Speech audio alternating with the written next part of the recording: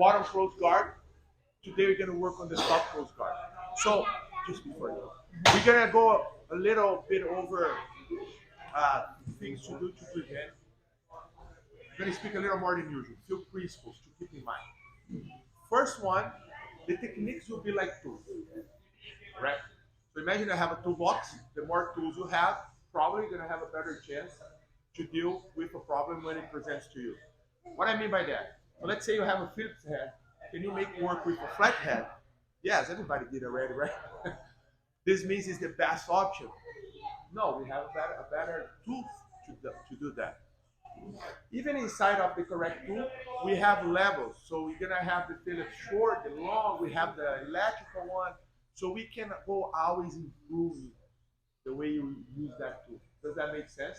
So let's understand the techniques as tools. And I have to, the more tools I have, and also my ability to pick the right tool when I'm fighting with something, this will count a lot. This will come with training and understand the principles behind the technique. Another thing that I would like to call for your attention, it's the level of opponents we're gonna fight. So you got a lighter guy, lighter than you, with no jiu-jitsu. Probably you're gonna use on him few techniques that when you have a lighter guard, a lighter opponent with jiu-jitsu won't work. And then you have a heavier opponent with no jiu-jitsu and a heavier opponent with technique. So pretty much 4 layers of opponents we can find, and maybe the technique that works with the lighter guy won't work with the heavier guy. I like to make the comparison with a car jack. The same car jack that lifts a small car won't lift a truck, won't lift a bus. So we go back to the tool. We have to choose the right tool in order to apply the technique. Does that make sense for everybody? So we're gonna go a little deeper on opening the guard stuff here. So I'm gonna find myself inside his close guard here, and my goal is to maintain this distance. We're not gonna go over today how to get there. We are already starting here. One thing that I have to prevent at all costs on the beginning is to put my weight forward. If I have my stiff arm, what I want, but I start to go here, it'll be very easy for him to break me down. So in simple words, I wanted to keep my head and my hip on top of my head and my shoulder on top of my hip. I'm almost leaning back. My arm is stiff here, but it's barely touching him on the beginning. So now when he pulls, the pressure gonna create there is because he's pulling, not because I'm going there from the beginning. At some point, to open the guard, you're gonna have to go ahead and do it. Cool. So let's say he's doing a very good job here, and I'm gonna have to go and grab his hand here. All right. So look this on the fundamentals program. When we grab the hand, we go over here. Today we're gonna go here, but I wanted to pin his hand on his hip, and I'm gonna transfer this part of my hand to the top of his wrist. Why this? Because in higher levels, every time the guy has the cross grip here, I will stop whatever I'm doing and I'm gonna fight that grip. I don't want it to progress while he has this grip. Another important thing, let's say he grabbed here or the collar here. I want to be on top. So I'm gonna break this grip and I'm gonna come over. Okay? Who is on the top here is the person with the upper hand. Everybody good with that? So let's say he grabbed here. I'm gonna go over the top. Here, pin the hand there. I don't want to allow that grip. My head on top of my hip. If I do this, gone. You'll be able to cause the problem. Here, barely touching it. Everybody good with that? From here now, he's gonna feel pressure, of course, because I have to dislocate myself in order to get my leg up. Transfer my weight to that leg, pick up the other leg. All the way up, palm forward, elbow in, hand on the knee, move my hip to the side, push the leg down, and we open the guard. So it's very similar with the technique that we do on the fundamentals class. I'm just adding more principles for you guys. Any questions before I show here? Everybody good? So, close guard, shoulder and head on top of my hip, almost leaning back. Arm is stiff, but barely touching. Go. If he has a grip here, we're gonna wait and fight with that grip. If he's on top, I wanna be on top. Pin his hand on the hip here. Try to set that grip again. Will be hard, right? Boom. Now, 1, 2.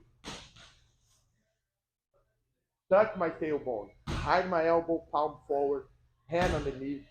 Go to the side. I'm not even stepping back. Since I have no edge here, you're going to just slide on my hip. Push.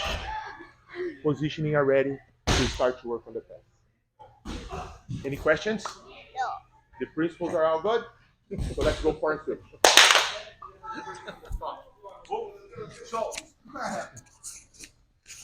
So like we said last week,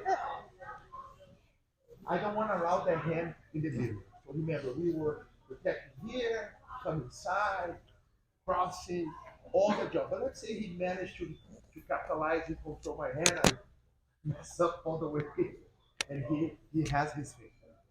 So next thing, the higher his level, worse will be for me if I allow him to stand up. Because remember, to open the guard, he wants to create distance between my hip and my heels.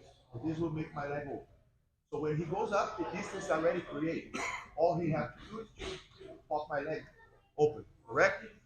So he is exposed for a split second while he's standing up. So let's say he got my arm, did the whole thing, then he goes first leg. And look this, he's controlling here and pulls this leg. Remember, when we go stand up, it doesn't matter much the leg pulls. I know there is guys who always like to post on the same side. Here, I don't have the thing, but when he pulls the other side. So as long as you're aware of that you're exposed, you're fine. Okay? So look this. I mess up, he control the hand. I'm gonna come with my grip here, he pulls. Now, while he's gonna pose the second leg, that's the time when he's exposed. All I have to do is timing his second leg and pull my knees to my chest. Go ahead. And we have the position that we want to get. So that's what we're gonna do now. So your partner is gonna set up everything, head on top of shoulders and hip. I can fight for the hand wheel real quick. He goes 1, 2. And for the guys who already know the defense for the top, this will be our next technique. So for now, just go straight up to help your partner on the bottom to do the technique. Okay? So one more time. Everything is good. 1, pull, and establish your control again. Any questions? So my movement is very simple. On the second leg going up, I'm doing this. So I noticed that you're on the same side. Doesn't matter when your car's collar here or here. Doesn't matter. Doesn't matter. Because He only has one hand. like I said, he wants to go on the top. If I go here, that's a possibility. That's a possibility. The thing is, he wanted your elbow over his elbow. That's the thing. He's gonna fight that here, but let's say he got everything he wants. He got everything he wants. The only thing I got, he allowed me to stay here. He allowed me to stay on the top and he went. So he goes 1, boom. We got your position. Go. Good. Go. How we did that? So look how we're gonna stand up. Instead of going straight, I'm gonna get angles. The older guys did before, so that whole process here. Here, my hand starts stiff but barely touching his knee. I put control there, his neck will be transferred weight. Now, you see, I already did something different here on the way they come up. And then when I finish to stand up, I'm gonna try to pull, and I manage my position. So that's understand what I did. First, just me. If I go straight, it's exactly where he wants.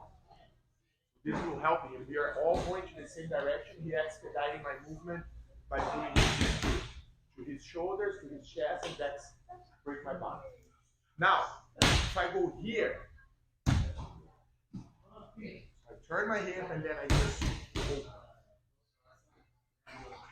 Time with a here, I go 1, 2, and then I manage my way up. So look at this hip. And here, again, stiff arm, but barely, because I'm not generating pressure, not yet. In the arm. Here, he comes on top. I went back, I want you to stay on top. Now I'm gonna go 1. Can you guys see there? My foot is pivoting on top of my knee here, and then I pivot again. And then I do my way up, everything else is the same, push, and we start to work. Questions?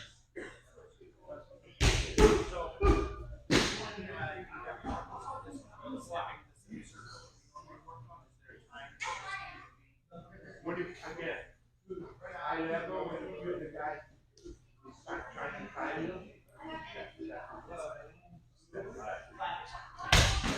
the other one is also understanding, but when the guy is not actually behind you, work with the guy already putting that pressure.